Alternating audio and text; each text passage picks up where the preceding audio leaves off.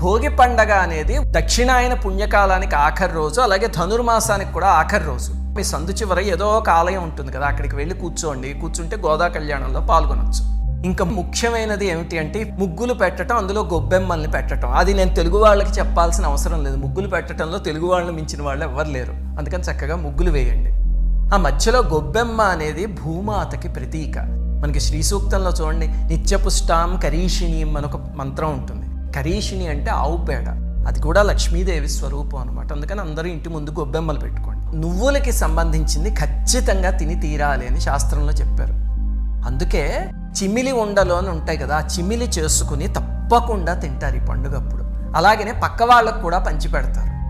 ఎందుకంటే సామాన్యంగా నువ్వులు ఇస్తే ఎవరో తీసుకోరు కదా, నువ్వులు దానం అంటే భయపడతారు. కానీ ఈ పండుగలో అదొక సాంప్రదాయం కింద చేశారు. నువ్వులు ఇచ్చినా తీసుకున్నా సరే చాలా శుభప్రదం. అందుకని చిమిలి చేసి తప్పకుండా తినండి.